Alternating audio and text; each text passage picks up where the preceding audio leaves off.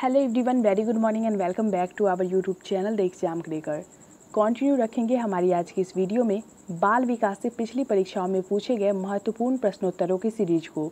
इस टॉपिक के part 1 and part 2 को मिला के हम लोगों ने टोटल 100 क्वेश्चन सॉल्व किए थे। आज की इस वीडियो में हम उससे आगे के क्वेश्चन सॉल्व करेंगे। वीडियो शुरू करने से पहले मैं आपको बता दूं कि इसको हम एक प्रैक्टिस सेट की तरह सॉल्व कर रहे हैं, यानी कि मेरे सही उत्तर पे टिक करने से पहले आपके अकॉर्डिंग जो उत्तर सही है, आपको जो उत्तर सही लगता है उसे चूज करिए और अपने मार्क्स भी आप काउंट करिए। शुरू कर लेते हैं हमारी आज की इस वीडियो को। क्वेश्चन नंबर 101 में पूछा गया आपसे कि निम्नलिखित में से कौन सा आयु समूह परवर्ती बाल्यावस्था श्रेणी के अंतर्गत आता है। ऑप्शंस दिए गए हैं आपको 11 से 18 वर्ष, सेकंड 18 से 24 वर्ष, थर्ड जन्म से 6 वर्ष एंड फोर्थ ऑप्शन है 6 से 11 वर्ष। 101 का करेक्ट आंसर होगा हमारा ऑप्शन डी, 6 वर्ष से 11 वर्ष। नेक्स्ट है क्वेश्चन नंबर 102। पियाजे के सिद्धांत के अनुसार निम्नलिखित में से कौन सा व्यक्ति के संज्ञानात्मक विकास को प्रभावित नहीं करेगा। फर्स्ट है भाषा, सेकंड सामाजिक अनुभव, थर्ड परिपक्वन एंड फोर्थ ऑप्शन है क्रियाकलाप। तो आपको पियाजे के अकॉर्डिंग बताना है कि उनको इन चारों ही ऑप्शंस में से ऐसा कौन सा लगता है जो कि संज्ञानात्मक विकास को बिल्कुल भी इफेक्ट नहीं डालता, कोई भी प्रभाव उस पर नहीं डालता है। 102 का करेक्ट आंसर होगा हमारा ऑप्शन बी, सामाजिक अनुभव। अगला क्वेश्चन देख लेते हैं। Question number 103।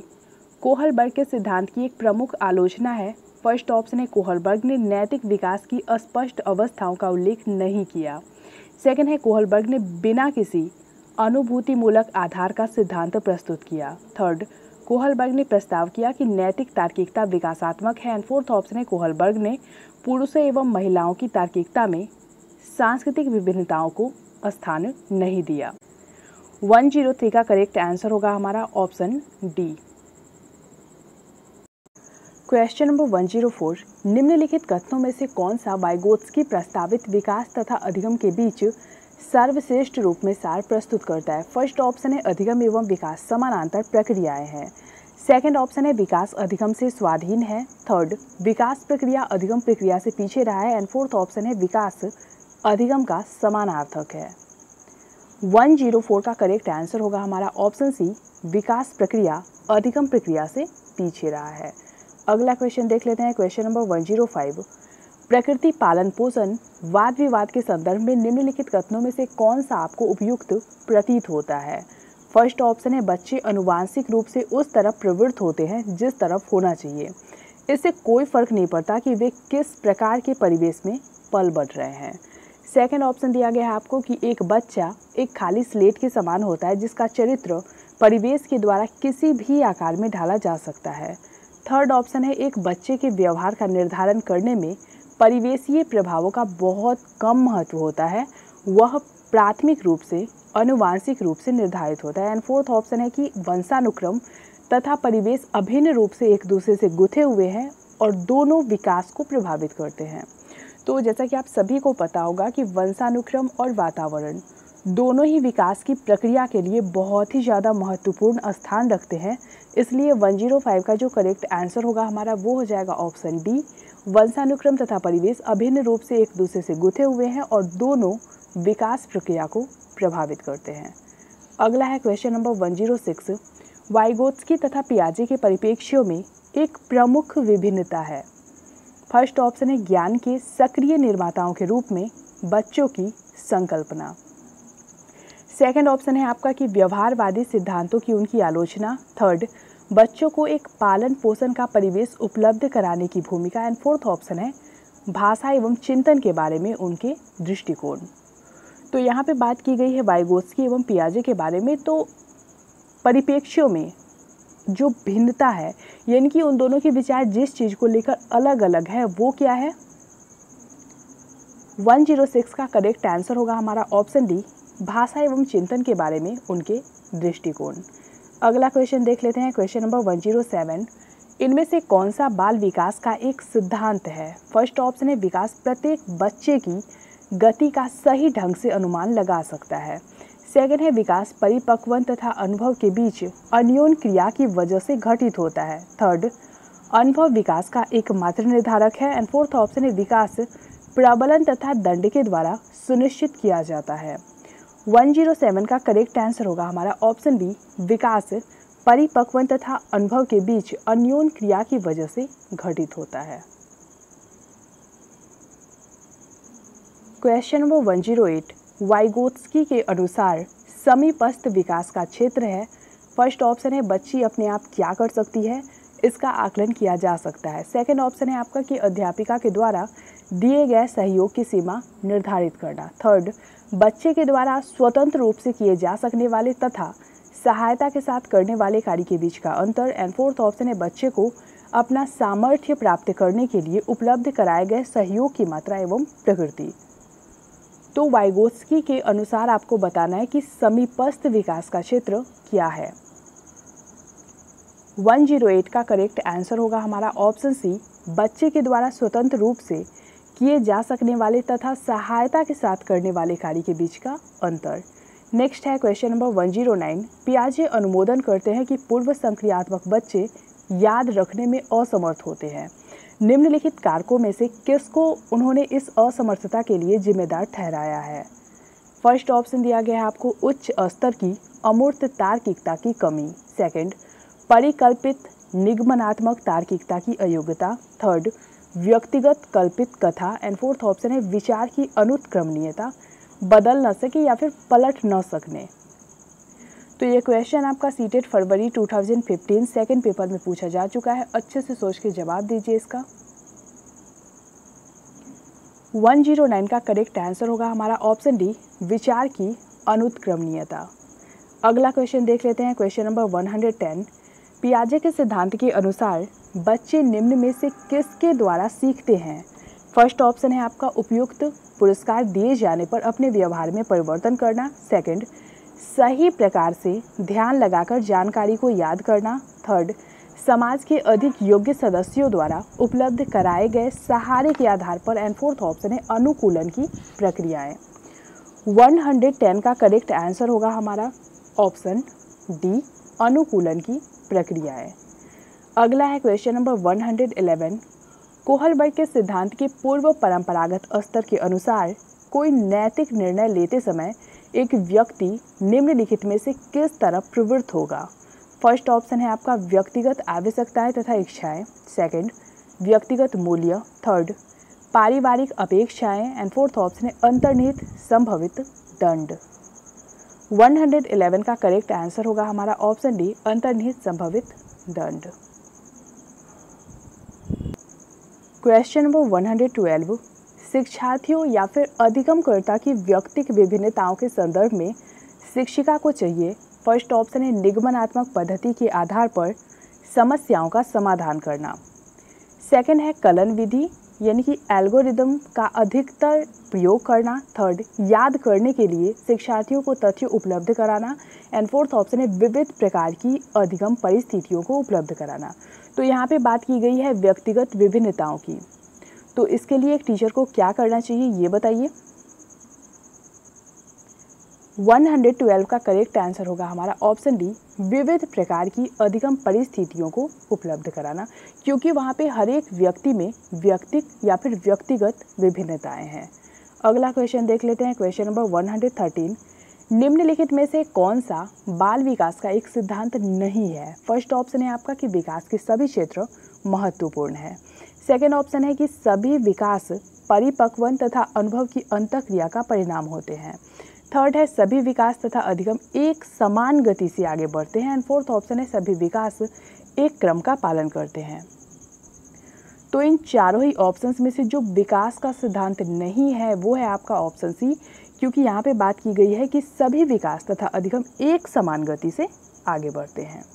अगला क्वेश्चन देख लेते हैं, क्वेश्चन नंबर 114, बच्चों के बारे में निम्नलिखित कथनों में से किस कथन से वाइगोत्स्की सहमत होते हैं। फर्स्ट है बच्चे तब सीखते हैं जब उनके लिए आकर्षक पुरस्कार निर्धारित किए जाएं।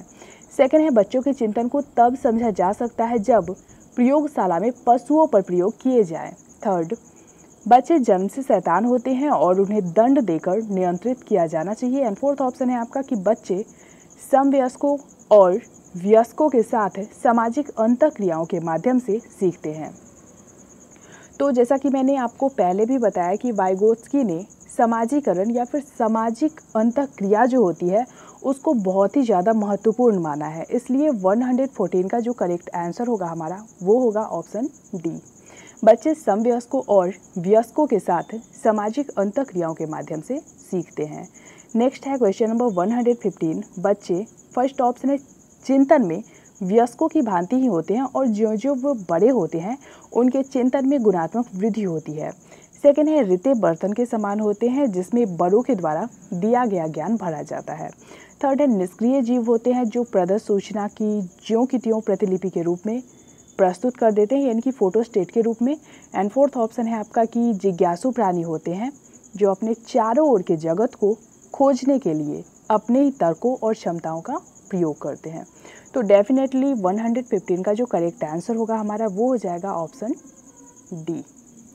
बच्चे जिज्ञासु प्राणी होते हैं जो अपने चारों ओर की जगत को खोजने के लिए अपने ही तर्कों और क्षमताओं का प्रयोग करते हैं। क्वेश्चन नंबर 116 में पूछा गया आपसे कि सुरेश सामान्य रूप से एक शांत कमरे में अकेले पढ़ना चाहता है जबकि मदन एक समूह में अपने मित्रों के साथ पढ़ना चाहता है। यह उनके डैश में विभिन्नता के कारण है। फर्स्ट ऑप्शन है अभिक्षमता, सेकंड अधिगम शैली, थर्ड परावर्तकता स्तर एंड फोर्थ ऑप्शन है मूल्यों। 116 का करेक्ट आंसर होगा आपका ऑप्शन बी। सुरेश सामान्य रूप से एक शांत कमरे में अकेले पढ़ना चाहता है जबकि मदन एक समूह में अपने मित्रों के साथ पढ़ना चाहता है। यह उनके अधिगम शैली में विभिन्नता के कारण है। अगला क्वेश्चन देख लेते हैं, क्वेश्चन नंबर 117। प्रकृति पोषण विवाद में प्रकृति से क्या अभिप्राय है? फर्स्ट ऑप्शन है जैविकीय विशिष्टताएं या वंशानुक्रम सूचनाएं, सेकंड है व्यक्ति की मूल वृत्ति, थर्ड भौतिक और सामाजिक संचार की जटिल शक्तियां एंड फोर्थ ऑप्शन है हमारे आसपास का वातावरण।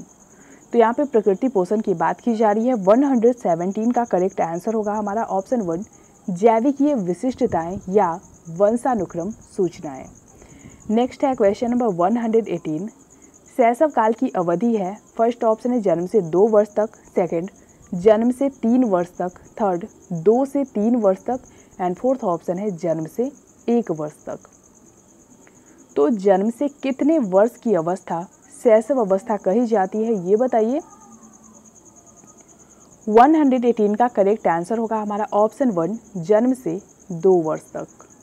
नेक्स्ट है क्वेश्चन नंबर 119। पियाजे के अनुसार 2 से 7 वर्ष के बीच का बच्चा संज्ञानात्मक विकास की डैश अवस्था में है। फर्स्ट ऑप्शन है औपचारिक संक्रियात्मक, सेकंड मूर्त संक्रियात्मक, थर्ड संवेदी गतिक एंड फोर्थ ऑप्शन है पूर्व संक्रियात्मक।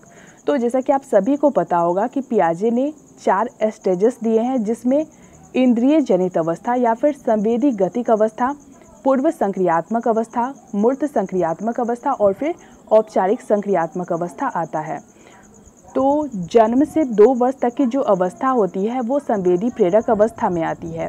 फिर उसके बाद 2 से 7 वर्ष की जो अवस्था होती है वो पूर्व संक्रियात्मक अवस्था होती है। 7 से 11 वर्ष तक की अवस्था मूर्त संक्रियात्मक होती है और 11 वर्ष से जो ऊपर की होती है वो औपचारिक संक्रियात्मक अवस्था में आती है। तो यहाँ पे बात की गई है 2 वर्ष से लेकर 7 वर्ष के बच्चों की। 119 का करेक्ट आंसर होगा आपका ऑप्शन डी पूर्व संक्रियात्मक अवस्था। अगला है क्वेश्चन नंबर 120। विकास डैश से डैश की ओर बढ़ता है। ऑप्शन है आपके जटिल कठिन, सेकंड है विशिष्ट सामान्य, थर्ड साधारण आसान एंड फोर्थ ऑप्शन है सामान्य विशिष्ट। तो विकास की जो प्रक्रिया होती है वो सामान्य से विशिष्ट की ओर बढ़ती है, इसलिए 120 का जो करेक्ट आंसर होगा हमारा वो हो जाएगा ऑप्शन डी। अगला क्वेश्चन देखेंगे, क्वेश्चन नंबर 121।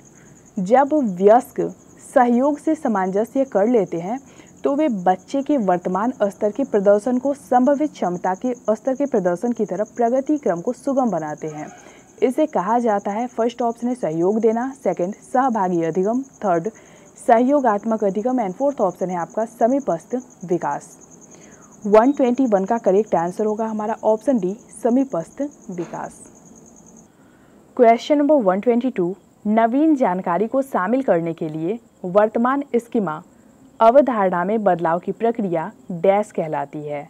फर्स्ट ऑप्शन है आत्मसातीकरण, सेकंड समायोजन, थर्ड अहम केंद्रिता एंड फोर्थ ऑप्शन है अनुकूलन। 122 का करेक्ट आंसर होगा हमारा ऑप्शन डी। नवीन जानकारी को शामिल करने के लिए वर्तमान स्कीमा या फिर अवधारणा में बदलाव की प्रक्रिया अनुकूलन कहलाती है। नेक्स्ट है क्वेश्चन नंबर 123। मध्य बाल्यावस्था में भाषा डैश के बजाय डैश अधिक है। फर्स्ट ऑप्शन है सामाजिकृत अहम केंद्रित, सेकंड ऑप्शन है आपका जीववादी सामाजिकृत, थर्ड परिपक्व अपरिपक्व एंड फोर्थ ऑप्शन है अहम केंद्रित सामाजिकृत। 123 का करेक्ट आंसर होगा हमारा ऑप्शन 1। मध्य बाल्यावस्था में भाषा सामाजिकृत के बजाय अहम केंद्रित अधिक होती है।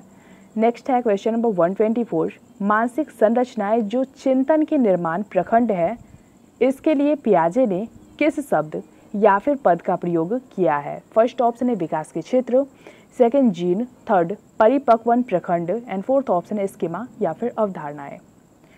124 का करेक्ट आंसर होगा हमारा ऑप्शन डी स्कीमा। अगला क्वेश्चन पूछा गया आपसे क्वेश्चन नंबर 125। वाइगोत्स्की के अनुसार बच्चे स्वयं से क्यों बोलते हैं। फर्स्ट ऑप्शन है बच्चे अपने कार्य को दिशा देने के लिए बोलते हैं, सेकंड बच्चे अपने प्रति वयस्कों का ध्यान आकर्षित करने के लिए बोलते हैं, थर्ड बच्चे स्वभाव से बहुत बातूनी होते हैं एंड फोर्थ ऑप्शन है बच्चे अहम केंद्रित होते हैं। तो वाइगोत्स्की के अनुसार बच्चे इसलिए बोलते हैं ताकि वो जो चाहते हैं वो उस कार्य को किसी न किसी से पूरा करवा पाए, यानी कि बच्चे जो होते हैं वो अपने कार्य को दिशा देने के लिए बोलते हैं। ऑप्शन 1 हमारा सही होगा। अगला है क्वेश्चन नंबर 126। क्या बच्चे इसलिए भाषा अर्जित करते हैं क्योंकि उनमें आनुवांशिक रूप से ऐसा करने की पूर्व प्रवृत्ति होती है, या उनके माता पिता प्रारंभिक अवस्था से ही उन्हें गहन रूप से सिखाते हैं। यह प्रश्न आवश्यक रूप से दर्शाता है फर्स्ट ऑप्शन है बहुकारक योग्यता के रूप में विकास पर चर्चा, सेकंड है क्या विकास एक सतत प्रक्रिया है या एक असतत प्रक्रिया, थर्ड भाषा के विकास पर संज्ञान का प्रभाव एंड फोर्थ ऑप्शन है प्रकृति और पोषण पर बहस। 126 का करेक्ट आंसर होगा हमारा ऑप्शन सी, भाषा के विकास पर संज्ञान का प्रभाव। Question number 127। अमूर्त वैज्ञानिक चिंतन के लिए क्षमता का विकास निम्नलिखित अवस्थाओं में से किसकी एक विशेषता है। फर्स्ट ऑप्शन है पूर्व संक्रियात्मक अवस्था, सेकंड मूर्त संक्रियात्मक अवस्था, थर्ड औपचारिक संक्रियात्मक अवस्था एंड फोर्थ ऑप्शन है संवेदी गतिक अवस्था। तो यहाँ पे बात की गई है अमूर्त वैज्ञानिक चिंतन की। तो जैसा कि आप सभी को पता होगा कि अमूर्त संक्रियात्मक अवस्था को ही औपचारिक संक्रियात्मक अवस्था भी कहा जाता है। तो 127 का जो करेक्ट आंसर होगा हमारा वो हो जाएगा ऑप्शन सी। अगला क्वेश्चन है आपका क्वेश्चन नंबर 128। एक बच्चा तर्क प्रस्तुत करता है कि आप यह मेरे लिए करें और मैं वह आपके लिए करूंगा। यह बच्चा कोहलबर्ग की नैतिक तर्कना की किस अवस्था के अंतर्गत आएगा। फर्स्ट ऑप्शन है आपका दंड और आज्ञा पालन अभिमुखीकरण, सेकंड अच्छा लड़का अच्छी लड़की अभिमुखीकरण, थर्ड सामाजिक अनुबंध अभिमुखीकरण एंड फोर्थ ऑप्शन है सहायक उद्देश्य अभिमुखीकरण। 128 का करेक्ट आंसर होगा हमारा ऑप्शन बी, अच्छा लड़का अच्छी लड़की अभिमुखीकरण।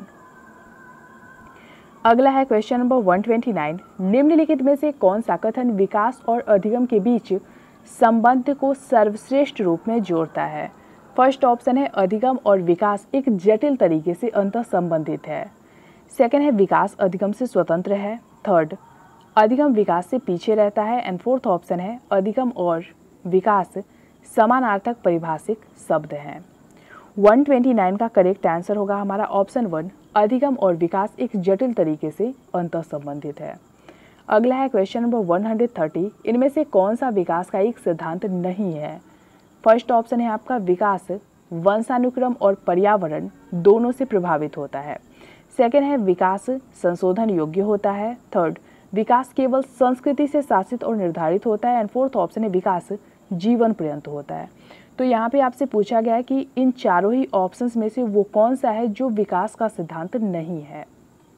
तो जैसा कि आपको मैंने पहले भी बताया कि केवल ये सब जो है कोई भी वर्ड जो फोर्सली आपसे कहा जाए कि सिर्फ यही, तो वो निगेटिव वर्ड में आते हैं। इसलिए 130 का जो करेक्ट आंसर होगा हमारा वो हो जाएगा ऑप्शन सी, विकास केवल संस्कृति से शासित और निर्धारित होता है, यह विकास के सिद्धांत में नहीं आएगा। अगला है क्वेश्चन नंबर 131, भाषा विकास के लिए प्रारंभिक बचपन डैश काल है। फर्स्ट ऑप्शन है निरपेक्ष, सेकंड कम महत्वपूर्ण, थर्ड अमहत्वपूर्ण एंड फोर्थ ऑप्शन है अति संवेदनशील। तो भाषा विकास के लिए प्रारंभिक बचपन जो होता है, शुरुआत का जो बचपन होता है वो अति संवेदनशील होता है, इसलिए 131 का जो करेक्ट आंसर होगा हमारा वो हो जाएगा option D. Question number 132, dash के विचार से बच्चे सक्रिय ज्ञान निर्माता तथा नन्हे वैज्ञानिक हैं जो संसार के बारे में अपने सिद्धांतों की रचना करते हैं। फर्स्ट ऑप्शन है पियाजे, second Skinner, third Pavlov and fourth option है युंग। 132 का करेक्ट आंसर होगा हमारा ऑप्शन 1 पियाजे। नेक्स्ट है क्वेश्चन नंबर 133, विकास की गति एक व्यक्ति से दूसरे में भिन्न होती है किंतु यह एक डैश नमूने का अनुगमन करती है। फर्स्ट ऑप्शन है क्रमबद्ध और व्यवस्थित, सेकंड एड़ी से चोटी, थर्ड अव्यवस्थित एंड फोर्थ ऑप्शन है अप्रत्याशित। यह क्वेश्चन आपका सीटेट फरवरी 2016 फर्स्ट पेपर में पूछा जा चुका है। 133 का करेक्ट आंसर होगा हमारा ऑप्शन 1। विकास की गति एक व्यक्ति से दूसरे में भिन्न होती है किंतु यह एक क्रमबद्ध और व्यवस्थित नमूने का अनुगमन करती है। अगला क्वेश्चन देख लेते हैं, क्वेश्चन नंबर 134, विकास के लिए निम्नलिखित में से कौन सा एक उचित है। फर्स्ट ऑप्शन है विकास पृथक होता है, सेकंड विकास जन्म के साथ प्रारंभ होता है और समाप्त होता है, थर्ड ऑप्शन है आपका कि सामाजिक सांस्कृतिक संदर्भ विकास में एक महत्वपूर्ण भूमिका का निर्वाह करता है एंड फोर्थ ऑप्शन है विकास एकल आयामी है। 134 का करेक्ट आंसर होगा हमारा ऑप्शन सी, सामाजिक सांस्कृतिक संदर्भ विकास में एक महत्वपूर्ण भूमिका का निर्वाह करता है। अगला है क्वेश्चन नंबर 135, व्यक्तियों में एक दूसरे से भिन्नता क्यों होती है। फर्स्ट ऑप्शन है प्रत्येक व्यक्ति को उसके माता पिता से जीनों का भिन्न समुच्चय प्राप्त होने के कारण, सेकेंड है वातावरण के प्रभाव के कारण, थर्ड जन्मजात विशेषताओं के कारण एंड फोर्थ ऑप्शन है वंशानुक्रम और वातावरण के बीच अन्योन्य क्रिया के कारण। तो यहाँ पे आपको बताना है कि व्यक्तिगत विभिन्नताएं जो होती है वो क्यों होती है, इसका रीजन क्या है। 135 का करेक्ट आंसर होगा हमारा ऑप्शन डी, वंशानुक्रम और वातावरण के बीच अन्योन्य क्रिया के कारण।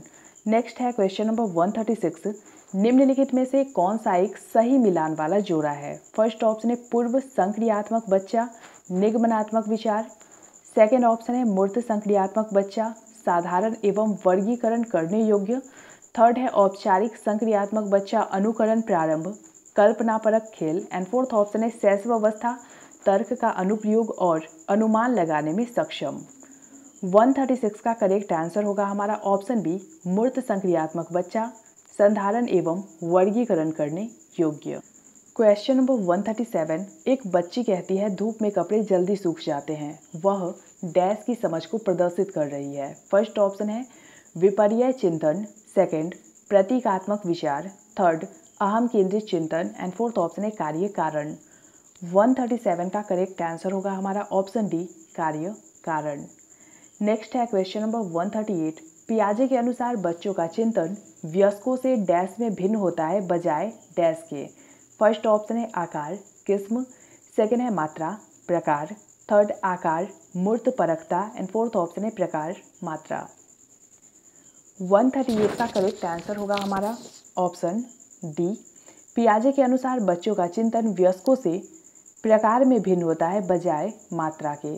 नेक्स्ट है क्वेश्चन नंबर 139, निम्नलिखित में से कौन सा एक आधारभूत सहायता का उदाहरण है। फर्स्ट ऑप्शन है मूर्त और अमूर्त दोनों प्रकार के उपहार देना, सेकंड है अनुबोधन और संकेत देना तथा नाजुक स्थितियों पर प्रश्न पूछना, थर्ड है शिक्षार्थियों को प्रेरित करने वाले भाषण देना एंड फोर्थ ऑप्शन है प्रश्न पूछने को बढ़ावा दिए बिना स्पष्टीकरण देना। 139 का करेक्ट आंसर होगा हमारा ऑप्शन बी, अनुबोधन और संकेत देना तथा नाजुक स्थितियों पर प्रश्न पूछना। अगला क्वेश्चन देख लेते हैं, क्वेश्चन नंबर 140, वाइगोत्स्की के अनुसार बच्चे सीखते हैं। फर्स्ट ऑप्शन है वयस्कों और समवयस्कों के साथ परस्पर क्रिया से, सेकेंड है जब पुनर्बलन प्रदान किया जाता है, थर्ड है परिपक्व होने से एंड फोर्थ ऑप्शन है अनुकरण से। तो वाइगोत्स्की जी ने समाजीकरण को बहुत ही ज़्यादा महत्वपूर्ण माना है, इसलिए 140 का जो करेक्ट आंसर होगा हमारा वो हो जाएगा ऑप्शन 1, वयस्कों और समवयस्कों के साथ परस्पर क्रिया से। नेक्स्ट है क्वेश्चन नंबर 141, कोहलबर्ग ने प्रस्तुत किए हैं। फर्स्ट ऑप्शन है नैतिक विकास के चरण, सेकंड संज्ञानात्मक विकास के चरण, थर्ड शारीरिक विकास के चरण एंड फोर्थ ऑप्शन है संवेगात्मक विकास के चरण। तो कोहलबर्ग ने नैतिक विकास के चरण को प्रस्तुत किया है, इसलिए 141 का करेक्ट आंसर होगा हमारा ऑप्शन 1। क्वेश्चन नंबर 142, पियाजे तथा वाइगोत्स्की के अनुसार एक रचनात्मक कक्षा कक्ष में अधिगम। फर्स्ट ऑप्शन है उद्दीपन तथा अनुक्रिया के जोर से होता है, सेकंड शिक्षक द्वारा पुनर्बलन किया जाना है, थर्ड शिक्षार्थियों द्वारा स्वयं सृजित किया जाता है जो एक सक्रिय भूमिका निभाते हैं एंड फोर्थ ऑप्शन है शिक्षक द्वारा लिखवाया जाता है तथा शिक्षार्थी निष्क्रिय प्राप्तकर्ता होते हैं। 142 का करेक्ट आंसर होगा हमारा ऑप्शन सी, शिक्षार्थियों द्वारा स्वयं सृजित किया जाता है जो एक सक्रिय भूमिका निभाते हैं। अगला क्वेश्चन है क्वेश्चन नंबर 143, विकास के बारे में निम्नलिखित में से कौन सा एक कथन सही है। फर्स्ट ऑप्शन है विकास जन्म से किशोरावस्था तक बहुत तीव्र गति से होता है और उसके बाद रुक जाता है। सेकंड ऑप्शन है विकास जन्म से किशोरावस्था तक आगे की ओर बढ़ता है और फिर पीछे की ओर। थर्ड है विकासात्मक परिवर्तन एक सीधी रेखा से आगे जाते हैं एंड फोर्थ ऑप्शन है विकास भिन्न व्यक्तियों में भिन्न गति से होता है। तो ऑप्शन 4 जो है हमारा वो बिल्कुल सही है। इसी कारण से हर व्यक्ति में व्यक्तिगत विभिन्नताएं होती है, क्योंकि विकास जो है वो भिन्न व्यक्तियों में भिन्न गति से होता है। नेक्स्ट है क्वेश्चन नंबर 144, मध्य बचपन की अवधि है। फर्स्ट ऑप्शन है 6 वर्ष से 11 वर्ष, सेकेंड ऑप्शन है आपका 10 वर्ष के बाद, थर्ड जन्म से 2 वर्ष तक एंड फोर्थ ऑप्शन है 2 वर्ष से 6 वर्ष तक। तो यहाँ पे आपको मध्य बचपन की अवधि के बारे में पूछा गया है। 144 का करेक्ट आंसर होगा हमारा ऑप्शन 1, 6 वर्ष से 11 वर्ष तक। अगला है क्वेश्चन नंबर 145, किसी व्यक्ति को आकार देने में वातावरण के घटकों की कोई भूमिका नहीं होती क्योंकि प्रत्येक व्यक्ति की वृद्धि उसकी आनुवांशिक संरचना से निर्धारित होती है। यह कथन फर्स्ट ऑप्शन है ठीक नहीं है, क्योंकि वातावरण के घटक किसी व्यक्ति की वृद्धि और विकास में कम योगदान करते हैं। सेकंड है ठीक नहीं है, क्योंकि बहुत से शोध यह सिद्ध करते हैं कि विकास में वातावरण का बड़ा प्रभाव पड़ सकता है। थर्ड ऑप्शन है ठीक है, क्योंकि किसी व्यक्ति की आनुवांशिक संरचना बहुत प्रबल होती है एंड फोर्थ ऑप्शन है ठीक है, क्योंकि बहुत से शोध यह सिद्ध करते हैं कि आनुवांशिक पदार्थ की व्यक्ति के विकास की भविष्यवाणी करता है। तो यहाँ पे करेक्ट आंसर होगा इसका ऑप्शन बी, ठीक नहीं है, क्योंकि बहुत से शोध यह सिद्ध करते हैं कि विकास में वातावरण का बड़ा प्रभाव पड़ सकता है। क्वेश्चन नंबर 146, पियाजे के अनुसार विकास को प्रभावित करने में निम्नलिखित कारकों में से किसकी भूमिका महत्वपूर्ण होती है। फर्स्ट ऑप्शन है अनुकरण, सेकंड पुनर्बलन, थर्ड भाषा एंड फोर्थ ऑप्शन है भौतिक विश्व के साथ अनुभव। 146 का करेक्ट आंसर होगा हमारा ऑप्शन डी, भौतिक विश्व के साथ अनुभव। अगला है क्वेश्चन नंबर 147, पूर्व संक्रियात्मक काल में आने वाली संज्ञानात्मक योग्यता है। फर्स्ट ऑप्शन है दूसरे के दृष्टिकोण को समझने की योग्यता, सेकंड है अभिकल्पनात्मक निष्कर्ष चिंतन, थर्ड अमूर्त चिंतन की योग्यता एंड फोर्थ ऑप्शन है लक्ष्य उद्दिष्ट व्यवहार की योग्यता। 147 का करेक्ट आंसर होगा हमारा ऑप्शन 1, पूर्व संक्रियात्मक काल में आने वाली संज्ञानात्मक योग्यता में दूसरे के दृष्टिकोण को समझने की योग्यता पाई जाती है। नेक्स्ट है क्वेश्चन नंबर 148, निम्नलिखित में से किस एक जोड़े का मिलान ठीक हुआ है। फर्स्ट ऑप्शन है नियम और आदेश, अभिविन्यास, मानव अधिकारों के मूल्यों के आधार पर नैतिक सिद्धांत स्वयं चुने जाते हैं। सेकंड ऑप्शन है सामाजिक संविदा अभिविन्यास, किसी कार्य के भौतिक परिणाम निर्धारित करते हैं कि वह अच्छा है या बुरा। थर्ड है दंड देना आज्ञा पालन अभिविन्यास, नियम तय नहीं है किंतु समाज के हित में बदले जा सकते हैं। एंड फोर्थ ऑप्शन है अच्छा लड़का व अच्छी लड़की अभिविन्यास, अच्छा बनकर कोई स्वीकृति प्राप्त करता है। 148 का करेक्ट आंसर होगा हमारा ऑप्शन डी, अच्छा लड़का व अच्छी लड़की अभिविन्यास, अच्छा बनकर कोई स्वीकृति प्राप्त करता है। अगला क्वेश्चन देख लेते हैं, क्वेश्चन नंबर 149, वाइगोत्स्की की संस्तुति के अनुसार बच्चों की व्यक्तिगत वाक्य की संकल्पना फर्स्ट ऑप्शन है स्पष्ट करती है कि बच्चे अपने ही कार्यों के निर्देशन के लिए भाषा का उपयोग करते हैं। सेकंड है कि प्रदर्शित करती है कि बच्चे बुद्धू होते हैं, इसलिए उन्हें प्रौढ़ों के निर्देशन की आवश्यकता होती है। थर्ड, स्पष्ट करती है कि बच्चे अहम केंद्रित होते हैं। एंड फोर्थ ऑप्शन है प्रदर्शित करती है कि बच्चे अपने आप से प्यार करते हैं। 149 का करेक्ट आंसर होगा हमारा ऑप्शन 1। वाइगोत्स्की की संस्तुति के अनुसार बच्चों की व्यक्तिगत वाक्य की संकल्पना स्पष्ट करती है कि बच्चे अपने ही कार्यों के निर्देशन के लिए भाषा का उपयोग करते हैं। क्वेश्चन नंबर 150, वाइगोत्स्की के अनुसार सीखने को पृथक नहीं किया जा सकता। फर्स्ट ऑप्शन है व्यवहार में मापने योग्य परिवर्तन से। सेकंड, अवबोधन और अवधानात्मक प्रक्रियाओं से। थर्ड, उसके सामाजिक संदर्भ से। एंड फोर्थ ऑप्शन है पुनर्बलन से। तो यहाँ पे आपको वाइगोत्स्की के अनुसार बताना है और ये ध्यान रखना है कि उन्होंने समाजीकरण को बहुत ही ज़्यादा इम्पोर्टेंस दी है। 150 का करेक्ट आंसर होगा हमारा ऑप्शन सी। वाइगोत्स्की के अनुसार सीखने को पृथक नहीं किया जा सकता उसके सामाजिक संदर्भ से।